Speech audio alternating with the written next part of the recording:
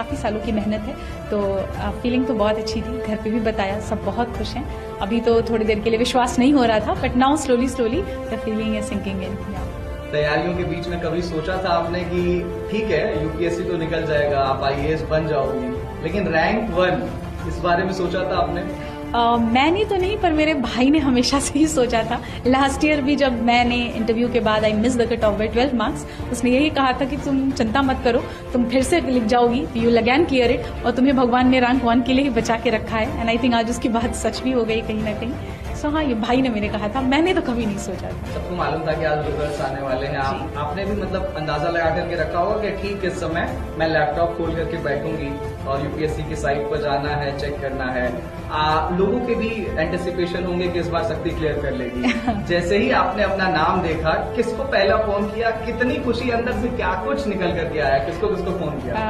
हाँ, एक्चुअली सुबह से ही आज था कि रिजल्ट आ जाएगा, एंड वी न्यू कि 1 o'clock से 2 o'clock के बीच में आना है। तो पहले तो मैंने कोशिश की कि मैं फोन साइड में रख के सो जाती हूँ, बट वो हो नहीं पा रहा था। एंड जैसे ही रिजल्ट का PDF अपलोड हुआ और मैंने डाउनलोड किया, तो मुझे सबसे पहले मैंने पापा को फ़ोन किया, पापा को बताया, उसके बाद मम्मी को फ़ोन किया।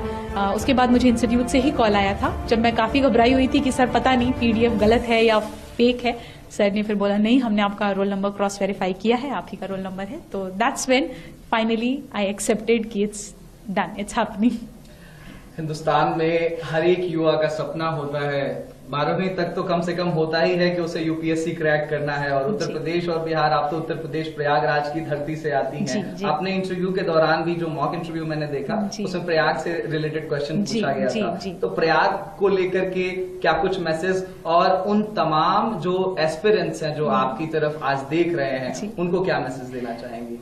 प्रयागराज तो मेरी जन्मभूमि भी है, so it's always very close to my heart. I think that place has played a lot of role in shaping me who I am. I think aspirants की बात करें अगर, तो हर बच्चा आई थिंक अपने मेहनत, अपने एंड से तो पूरी कोशिश ही करता है। थोड़ी सी कमियां हैं जो अगर इंसान में रह जाती हैं, जिस वजह से मे बी हम चूक जाते हैं किसी पर्टिकुलर अटेम्प्ट में। What we need to do is just reflect back, क्या गलतियां हुई, उस पर काम करेंगे।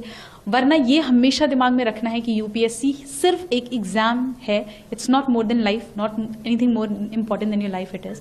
सो आई थिंक ये चीजें हैं जो बच्चों को अपने दिमाग में रखनी चाहिए। मम्मी पापा से बात हुई? जी हाँ, बिल्कुल, सबसे पहले उन्हीं से बात हुई। हाँ, और आज कोई मंदिर जाने की तैयारी है? ढोल नगाड़े कुछ बज रहे हैं घर पे? मंदिर तो मैं आज सुबह ही होके आई यहाँ पे, तो इसलिए हाँ, डेफिनेटली इसके बाद मैं यहाँ से निकलूंगी तो मंदिर ही जाऊंगी। अच्छा, ये आपका 5वां अटेम्प्ट था?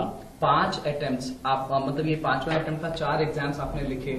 फेल्योर को कैसे हैंडल किया जाए, एक मैसेज? आई थिंक अगर आपको अपने ऊपर कॉन्फिडेंस है कि you can work on it, कि जो गलतियां